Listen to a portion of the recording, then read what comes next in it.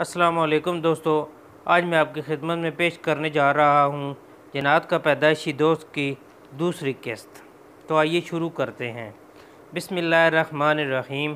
میں ابھی 8ویں جماعت میں پڑھتا تھا کہ ایک رات حاجی صاحب نے آ کر مجھے پیار سے جگایا اور فرمایا چلو میرے ساتھ۔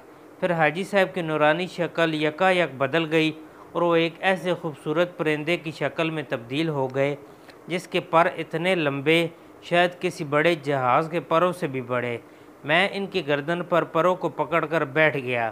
حاجی صاحب نے فرمایا ڈرنا نہیں، تمہیں ہزاروں خوفناک مناظر نظر آئیں گے۔ اب حاجی صاحب نے اڑنا شروع کر دیا۔ اتنا اونچا اڑے کہ اوپر اندھیرا ہی اندھیرا تھا۔ بہت دیر تک نہایت تیز رفتاری سے اڑتے رہے۔ پھر ایک جگہ بہت سے لوگوں کا اجتماع تھا، مجھے وہاں چھوڑا۔ حاجی صاحب کی وہاں بہت عزت ہوئی، ایسے محسوس ہوا جیسے وہ وہاں کے سردار یا بڑے ہیں۔ مجھے بہت عزت اور محبت دی گئی۔ ایک جگہ کچھ لوگ ایک مخصوص قرآنی آیت کا ورد کر رہے تھے۔ حاجی صاحب مجھے وہاں بٹھا کر چلے گئے۔ ان لوگوں کا حلیہ کیسا تھا میں آپ کو بعد میں بتاؤں گا۔ میں بہت دیر تک اس آیت کو سارے مجمع کے ساتھ پڑھتا رہا۔ پھر لذیذ کھانے کھلائے گئے۔ آخر میں ایک بہت بڑے بزرگ کی زیارت کے لیے لے جایا گیا جنہیں صحابی بابا کہہ رہے تھے۔ بعد میں پتہ چلا کہ وہ حضور اقدس صلی اللہ علیہ وآلہ وسلم کے صحابی رضی اللہ عنہ جن ہیں، اور اب تک بھی ان کی شفقت، محبت اور فیضان مجھ پر ہے۔ انہوں نے سر پر ہاتھ پھیرا اور دعا دی۔ فرمایا یہ قرآنی آیت کی تاثیر تمہیں ہدیہ کرتا ہوں، جب بھی مجھے بلانا ہے سانس روک کر اسے پڑھنا شروع کر دو اور تصور ہی میں اس کا ثواب مجھے بخشو، میں اسی وقت حاضر ہو جاؤں گا۔ پھر وہاں اور کئی حیرت انگیز واقعات ہوئے جو میں آپ کو ساتھ ساتھ بتاتا رہوں گا۔ اس آیت کا پہلا تجربہ اس بات کے چند دنوں کے بعد میں نے یوں کیا کہ 8ویں جماعت کا رزلٹ آیا۔ بورڈ سے دفتر سے گیسٹ چند لوگ لائے اور رقم لے کر رزلٹ دیتے۔ رقم کا بھی کوئی مسئلہ نہیں تھا کہ میں ایک مالدار باپ کا بیٹا تھا، لیکن اتنا بڑا ہجوم تھا کہ میں صبح 9 بجے کا گیا ہوا تھا اور 3 بجے تک مجھے موقع نہ ملا۔ بھوک پیاس اور انتظار نے مجھے نڈھال کر دیا۔ اچانک صحابی جن بابا کی آیت یاد آئی۔ میں نے اس ہجوم میں کھڑے ہو کر وہی آیت سانس روک کر پڑھی اور اس کا ثواب حاجی صاحب بابا کو ہدیہ کر دیا۔ بس کیا ہوا کہ میں نے دیکھا کہ سامنے صحابی بابا کھڑے ہیں، ان کے ہاتھ میں موٹی سی ایک کتب وہی گزٹ ہے اور میرا رول نمبر نکال کر مجھے دکھایا، تسلی دی، ماتھے پر بوسہ دیا اور 5 روپے کا نوٹ جس کی اس وقت بہت اہمیت تھی دے کر کہا کوئی چیز کھا لینا، اور غائب ہو گئے۔ یہ لاہوتی دنیا میں ملاقات کے بعد پہلا واقعہ تھا اس دنیا میں صحابی جن بابا سے ملاقات کا۔ پھر اس وقت سے لے کر آج تک اس وقت نامعلوم کتنی بار صحابی جن بابا سے محبت، راز و نیاز اور ان کی شفقت سے فائدہ اٹھایا۔ جس دن میری والدہ فوت ہوئیں اس دن جنازے میں صحابی جن بابا رضی اللہ عنہ اور ان کے ساتھ 14 لاکھ سے زائد جنات تھے جنہیں میں نے ایک بے پناہ ہجوم کی شکل میں جنازے میں دیکھا۔ ان کی تعداد مجھے بعد میں صحابی جن بابا نے بتائی۔ مزید بتایا کہ ہر جن نیک صالح اور ان جنات کی اکثریت مکہ مکرمہ اور مدینہ منورہ سے آئی ہے اور ہر ایک نے 70,000 کلمہ پڑھ کر آپ کی والدہ اور والد کو بخشا ہے۔ انہوں نے جنازے کو کندھا دیا اور قبرستان تک پہنچایا۔ 3 دن جنات کی کثیر تعداد حاجی صاحب اور صحابی بابا سمیت گھر میں رہے۔ جب بھی والدین کی قبر پر جاتا ہوں تو یہ حضرات ساتھ ہوتے ہیں۔ ایک بار میں ایک قبرستان میں تھا، یہ اسی سال سردیوں کی بات ہے۔ میں گھر سے کمبل لانا بھول گیا۔ قبرستان میں کھلی جگہ احساس ہوا کہ مجھے سخت سردی لگ رہی ہے، اتنی دور سے کمبل کیسے لے آؤں؟ آخر سوچ کر خیال آیا کہ سخت مجبوری میں صحابی جن بابا کو ہی تکلیف دیتا ہوں۔ وہ آیت پڑھی تو حسب معمول صحابی بابا کمبل لے کر تشریف لائے اور میں نے اوڑھ لیا۔ حاجی صاحب جو کہ جنات کے 14 بڑے قبائل کے سردار ہیں، ان کی عمر سینکڑوں سال ہے، بہت زیادہ متقی اور پرہیزگار ہیں، خاص طور پر حلال و حرام کے بارے میں خصوصی خیال رکھتے ہیں، اپنے ہر اس جن کو سزا دیتے ہیں جو کسی کے گھر سے مالک کی اجازت کے بغیر کھا پی کے آ جائے یا کسی کے گھر سے زیور یا رقم چوری کر لے۔ حتیٰ کہ ایک دفعہ ایسا ہوا کہ میں حاجی صاحب کے ساتھ ان کے بیٹے کے نکاح کے سلسلے میں قراقرم کی سنگلا ہزاروں فٹ اونچی پہاڑیوں میں تھا۔ میں نے بیٹے کا نکاح پڑھانا تھا۔ کروڑوں جنات اکٹھے تھے، جن میں مرد، عورتیں، بوڑھے، بچے، جوان سب تھے۔ سنت کے مطابق نکاح تھا۔ نکاح کے وقت لڑکے کی عمر 185 سال تھی۔ ابھی جوان ہی ہوا تھا کہ انہوں نے اس کی شادی کی فکر شروع کر دی تھی۔ نکاح کے لیے اکٹھے ہوئے تو لوگوں نے حاجی صاحب اور ان کے بیٹے عبدالسلام، جن کو بے شمار ہدیے دیے تھے۔ صحابی بابا بھی ہمارے دائیں تشریف فرما تھے۔ ایک خوبصورت زیور کا سیٹ ایک پکی عمر کے جن نے لا کر دیا۔ چونکہ حاجی صاحب ہر ہدیے پر نظر رکھے ہوئے تھے، اس سونے کے بھاری سیٹ کو دیکھ کر چونک پڑے۔ ان صاحب کو بلایا اور پوچھا یہ کہاں سے لیا؟ وہ خاموش ہو گئے۔ پھر پوچھا کہ کہاں سے لیا؟ اب ظاہر ہے وہ اپنے آقا اور سردار کے سامنے جھوٹ نہیں بول سکتا تھا۔ کہنے لگا کہ میسور انڈیا کے فلاں شہر کے فلاں ہندو سیٹ کی تجوری سے چرا کر لایا ہوں۔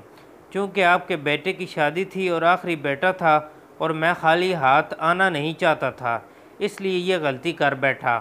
حاجی صاحب نے ایک نظر میری طرف دیکھا کہ جیسے پوچھ رہے ہوں کہ کیا حکم ہے، پھر صحابی بابا کی طرف دیکھا۔ صحابی بابا خاموش رہے۔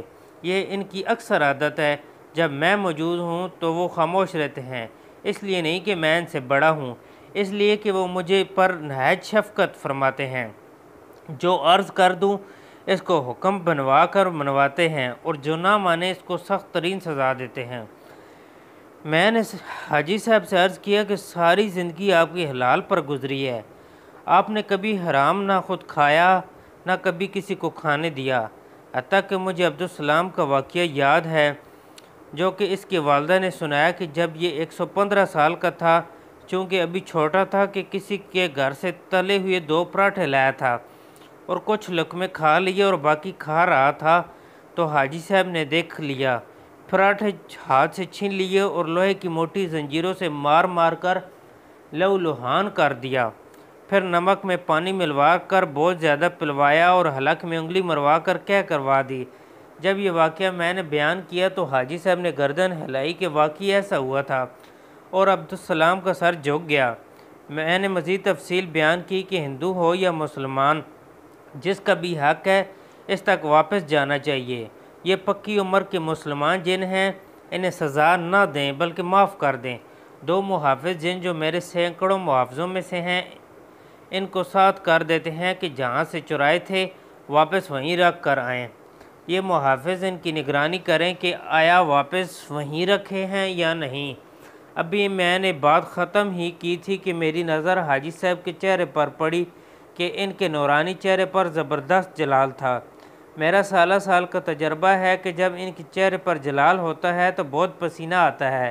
اب تو اتنا پسینہ آیا کہ داڑھی سے بہہ کر نیچے گر رہا تھا۔ غصے سے کانپتی آواز میں بولے کہ یہ ابھی چھوٹا ہی تھا کہ میں نے اس کی تربیت کی، آج اس کی عمر 1600 سال سے زیادہ ہو گئی ہے، لیکن اس نے یہ حرکت کیوں کی؟ اب چونکہ میرے مرشد کے خلیفہ ہیں اور وصال کے وقت مرشد ہم سب قبائل کو آپ کے سپرد کر گئے تھے، لہٰذا اجازت دیں کہ اس کو سزا ملنی چاہیے اور اس کی قید کا حکم ملنا چاہیے۔ میں نے جب یہ صورت دیکھی کہ اب حاجی صاحب سخت جلال میں ہیں، میں اگر قید کا حکم نہ مانوں، حاجی صاحب مان تو جائیں گے، لیکن ایک قید کی سب کروڑوں کے جنات کے لیے نصیحت بن جائے گی، تو میں نے عرض کیا کہ حاجی صاحب جیسے آپ کا مشورہ ہو، میں آپ کے ساتھ ہوں۔ بندہ نے اسی وقت اپنے محافظ جنات کو حکم دیا، انہوں نے اس شخص کو اسی وقت زنجیروں میں جکڑ کر ٹھٹا حیدرآباد سندھ میں مکلی قبرستان کی بڑی جیل میں پہنچا دیا۔ اس واقعے کے بعد عبدالسلام جن کے نکاح کی تقریب میں اچھی خاصی افسردگی ہوئی، لیکن صحابی بابا نے احادیث اور تفسیر سنا کر محفل کو پھر گرما دیا کہ اگر ہم نے انصاف کے تقاضے چھوڑ دیے تو انصاف کہاں سے لائیں گے۔ میں نے نکاح کا خطبہ پڑھا، ایجاب و قبول ہوا اور ہر طرف سے مبارکباد کی آوازیں آنے لگیں۔ پھولوں کے ہار دلہا کے گلے میں لٹکائے، 700 من چوہارے جن کا انتظام پہلے سے تھا وہ سب لوگوں میں تقسیم کیے گئے۔ رات زیادہ ہو گئی تھی اور وہاں سردی بہت سخت تھی۔ ان لوگوں کو سردی تو نہیں لگ رہی تھی، لیکن باوجود کپڑے اور گرم لباس کے مجھے بہت سردی لگ رہی تھی۔ تھوڑی دیر میں میرے لیے ایک سوپ لایا گیا۔ حاجی صاحب کہنے لگے، حضرت یہ میری اہلیہ نے آپ کے لیے خصوصی تیار کی ہے۔ یہاں قراقرم کی چوٹیوں میں ایک چڑیا کی مانند پرندہ ہے جو کہ حلال ہے اور اتنا تیز رفتار ہوتا ہے کہ شاہین اس کا شکار اپنی ساری زندگی میں صرف ایک دن وہ بھی قدرتی طور پر کر سکتا ہے، کیونکہ جب سورج گرہن ہوتا ہے تو اس وقت اس کی آنکھیں کچھ دیر کے لیے بند ہو جاتی ہیں اور یہ اڑ نہیں سکتا، پھر یہ چھپ کر بیٹھ جاتا ہے۔ اگر موت لکھی ہو تو پھر شاہین کی اگر نظر پڑ جائے تو اس کا شکار ممکن ہو سکتا ہے۔ اس کی خوراک سونے اور جواہرات کے زیورات ہیں اور یہ اسی پرندے کا سوپ ہے۔ یہ ایک گھونٹ آپ کی سردی کو ختم کر دے گا اور اگر دوسرا گھونٹ پی لیں گے تو آپ کو کبھی سردی نہیں لگے گی، حتیٰ کہ آپ کے علاقے کی سخت سردی میں بھی آپ کو گرمی لگے گی، اور سخت سردی میں آپ صحن میں یا چھت پر بستر بچھا کر سوئیں گے اور گرمی میں پھر آپ کا کیا حال ہوگا۔ میں نے صرف ایک گھونٹ پیا، واقعی دوسرے گھونٹ کی نوبت ہی نہیں آئی۔ گرم ترین لباس میں مجھے پہلے سردی لگ رہی تھی، اب گرمی لگنے لگی۔ تو میرے پیارے دوستو، یہ تھی جنات کا پیدائشی دوست کی دوسری قسط۔ امید کرتا ہوں آپ لوگوں کو پسند آئی ہوگی۔ میرے بھائیوں، آپ اس چینل کو سبسکرائب کریں اور بیل آئیکن پہ کلک کریں تاکہ میری ویڈیوز آپ کو مل سکیں اور آپ ان سے